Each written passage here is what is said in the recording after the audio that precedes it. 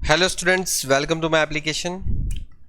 तो students start करेंगे university का जो पेपर है उसको, जिसमें सेमेस्टर 4 और ये एक्सटर्नल एग्जामिनेशन का पेपर है। मतलब एक्सटर्नल मतलब कि जो आपकी यूनिवर्सिटी की फाइनल एग्जाम होती है उसका पेपर मार्च अप्रैल 2019 का पेपर है। और ये रेगुलर स्टूडेंट का न्यू सिलेबस का पेपर है जो आपको भी एप्लीकेबल है इस साल। तो चलिए स्टार्ट करेंगे 2019 का ये पेपर। ठीक है, देखो क्वेश्चन पेपर में आपको स्टार्टिंग में जो शॉर्ट क्वेश्चन है उसमें फाइंड आउट करना है प्रेफरेंस कैपिटल फाइंड करना, 3 मार्क्स के लिए पूछा। देखो बहुत ही सिंपल सा क्वेश्चन है। आपको यहाँ पर एसेट दे रखी है और आपको पता है एसेट है 38,60,000। याद करो उसमें से आप क्या माइनस करते थे, लाइबिलिटीज। लाइबिलिटीज आप 12,60,000 माइनस करोगे, राइट। और जैसे ये माइनस करोगे ना 38,60,000 में से 12,60,000, तो आपको मिलेगा 26 लैक्स। और आपको पता है यहां से आप प्रेफरेंस शेयर भी माइनस करते हो, याद है। यहां से आप प्रेफरेंस कैपिटल भी माइनस करते हो। कितनी प्रेफरेंस कैपिटल माइनस करते हो वो तो पता ही नहीं है, क्योंकि वही तो ढूंढना है, वही ढूंढना है। तो अभी यहां पर ये माइनस करने के बाद आप क्या करते हो, कॉल अनकॉल्ड। मतलब यहां पर लिखेंगे अनकॉल्ड अमाउंट। आपने कितनी अमाउंट अभी तक मंगवाई नहीं है शेयर के ऊपर, आपने शेयर के ऊपर कितनी अमाउंट अभी तक मंगवाई नहीं है। तो पता कैसे चलेगा, अपने पास नंबर ऑफ शेयर कितने हैं वो भी अपने को पता नहीं है। देखो यहाँ पर 100 रुपये का शेयर है, 80 रुपये ही अभी तक पेड अप है और वो 16 लाख रुपए आए। तो देखो 16 लाख को पहले 80 से डिवाइड कर लो, तो मतलब आपको नंबर्स मिल जाएंगे शेयर के। 16 लाख को 80 से डिवाइड करने से 20,000 शेयर नंबर्स आ जाएंगे। ठीक है, 20,000 शेयर के नंबर्स आ जाएंगे, 20,000 शेयर। और ये 20,000 शेयर के ऊपर आपका कितना रुपीज पेंडिंग है, बोला कि सर 20 रुपीज। ये रहा, देखो 80 मंगवाया था, मतलब 100 में से। तो ये भी अगर मैं यहाँ पर मल्टीपल करके लिख दूँ तो ये 4 लाख आ जाएंगे। चलो उसके बाद यहाँ पर जो आता है ना उसको बोलते हैं नेट एसेट। और नेट एसेट फॉर इक्विटी होता है। ये किसके लिए होता है, नेट एसेट फॉर इक्विटी। अब ये नेट एसेट से आप क्या निकालते हो पता है, इंट्रिंसिक वैल्यू निकालते हो। ओके, यहां पर जो आपको नेट एसेट मिलती है ना उसको यहां पर आप लिखते हो जैसे कि नेट एसेट और divide by number of share. अब net asset divide by number of share उसने दे के ही रखा है। देखो इंट्रिंसिक वैल्यू जो है ना वो 100 रुपये ही है, मतलब आपकी यहाँ पर वैल्यू 100 रुपये आएगी। और नंबर ऑफ शेयर आपके पास 20,000, वो तो ढूंढ लिया। तो मतलब नेट एसेट का तो मालूम पड़ गया ये नेट एसेट कितनी आएगी। कितनी आएगी, देखो ये सामने जाए तो मल्टीपल कर लो, कितना हो जाएगा। तो बोले कि सर ये तो हो जाएगा 20 लाख रुपीस। ये अपनी नेट एसेट आने वाली। मतलब मुझे ये मालूम पड़ गया यहाँ पर 20 लाख आने चाहिए। सोच समझ के बताओ यहाँ पर कितना आना चाहिए। मतलब 4 लाख रुपए ऐड करने से 20 लैक्स होना चाहिए। तो यहाँ पर 16 लाख होगा कि नहीं होगा, तभी तो जाके 16 लाख में 4 लाख ऐड करूँ तो 20 लैक्स बनेगा। 16 लाख होगा और 16 लाख में और ऊपर 26 लाख, तो बीच में माइनस क्या किया होगा, 26 में से क्या माइनस करूँ तो 16 आता है। बोले कि सर ये तो 10 लाख माइनस करते हैं। बस यही तो ढूंढना था, यही ढूंढना था। प्रेफरेंस शेयर कैपिटल कितना, बोला कि सर 10 लैक्स इनफ है। ये हो गया अपना आंसर, खत्म कहानी इसकी। चलिए अच्छा, अभी देखो यहाँ पर आपको मैं एक सजेशन दे रहा हूँ, उस हिसाब से थोड़ा समझ लो। ये जो पेपर है उसमें आपको पता है कि आपका जो टैक्सेशन का पेपर होता है ना वो 2 पार्ट में होता है, ठीक है। जैसे आपका पार्ट 1 है और पार्ट 2 है। तो मैं यहाँ पर आपको पार्ट 1 जो है वो पूरा पहले करवा दूंगा पूरा पेपर में, ठीक है। और जो पार्ट 2 है जिसमें आपका 2 चैप्टर रहता है, एक तो सैलरी और एक हाउस प्रॉपर्टी, ठीक है, वो आपको बाकी अलग लेक्चर में करवाऊंगा। जो पहला चैप्टर है वैल्यूएशन ऑफ शेयर, उसके सारे क्वेश्चन जो पेपर में है उसको मैं अलग करवाऊंगा, ठीक है। मतलब मिक्सअप नहीं करवा रहा हूं। उसका एक रीज़न है, क्योंकि सैलरी और हाउस प्रॉपर्टी क्या होता है कि आपको पता है कि हर साल जो असेसमेंट ईयर और प्रीवियस ईयर जो चेंज होता है ना उसके अकॉर्डिंग उसमें चेंजेस आते हैं, ठीक है। तो अगर इन फ्यूचर अगर वो क्वेश्चन अगर कोई देखता है लेक्चर में तो उसको कन्फ्यूज़न हो जाता है, तो बेटर रहता है कि उस क्वेश्चन को हम सेपरेट ही रखें, ओके। तो यहाँ पर जो सेकेंड क्वेश्चन है वो मैं बाद में कवर कर लूँगा। अभी यहाँ पर थर्ड क्वेश्चन पे आते हैं हम, शॉर्ट क्वेश्चन में।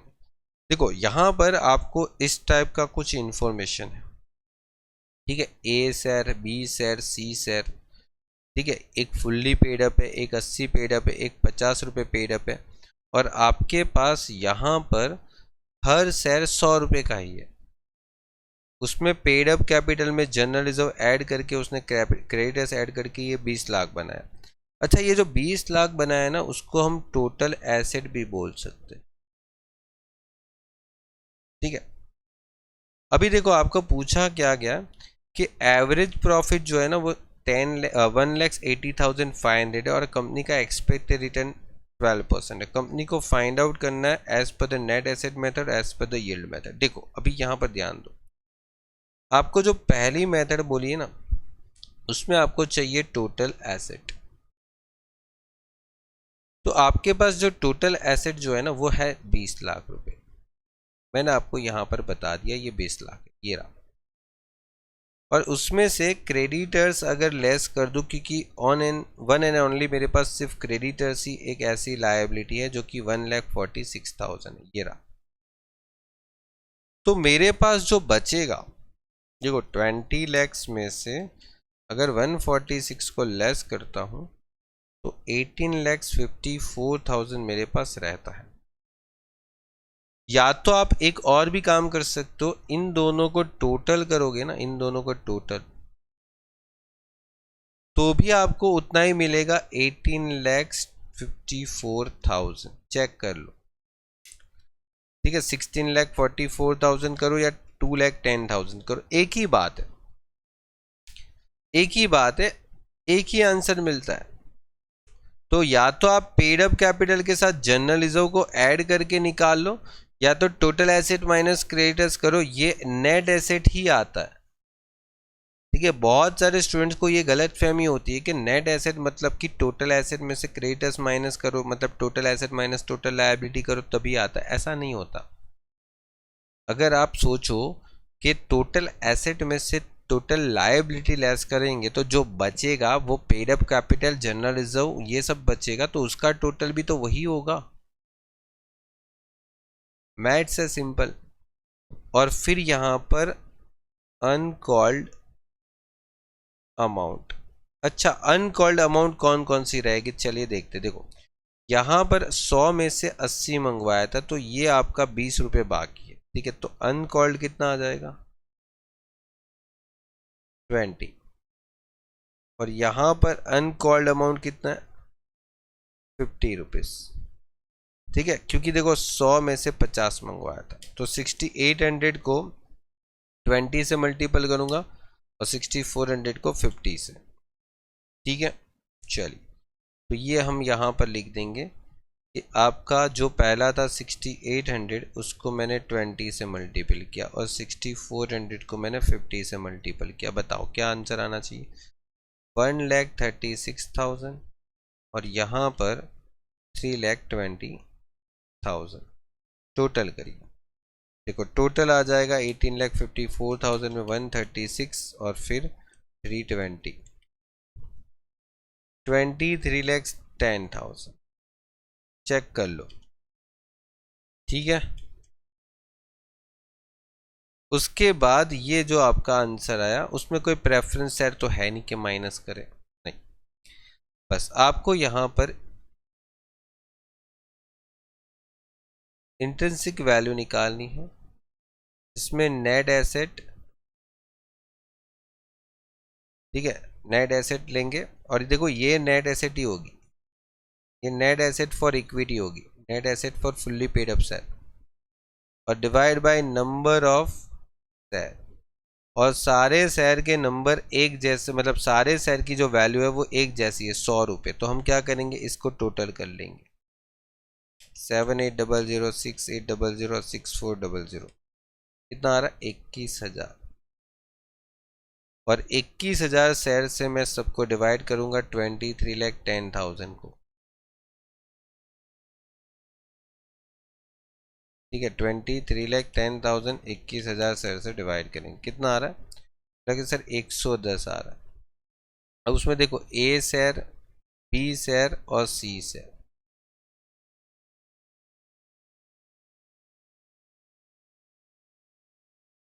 ओके, 110 110 और 110। अब देखो ये तो फुल्ली पेड अप था, तो इसमें एक भी रुपए बाकी था क्या, नहीं, ये फुल्ली पेड अप था, नहीं, इसमें 20 रुपए बाकी था, इसमें कितना बाकी था 50 रुपए, तो जितना बाकी था ना उसको माइनस कर दो, ठीक है, जितना बाकी था उसको माइनस कर दो, ये उसका इंट्रिंसिक वैल्यू आ जाएगा। हो गया। चलिए सेकंड टॉपिक क्या है, सेकंड टॉपिक यहां पर ये है कि आपको as per the yield method निकालना था, मतलब एक तरीके से मार्केट वैल्यू। तो आपको सबसे पहले यहां पर इस सिचुएशन में रेट ऑफ डिविडेंड निकालना, रेट ऑफ डिविडेंड, क्या रेट ऑफ डिविडेंड आता है, तो average profit divide by paid up capital into 100। Average profit कितना है, देखो आपके पास एवरेज प्रॉफिट ये रहा 1,80,500, 1,80,500।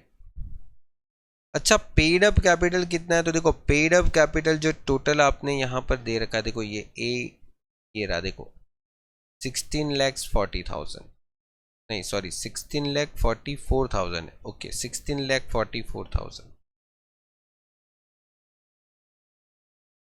इंटू 100, मतलब यहां पर ये आपका मल्टीपल करने के बाद, ठीक है, एक सेकेंड, अपना जो आंसर है 1,80,500 और डिवाइड करेंगे 16,44,000 इंटू 100, ठीक है।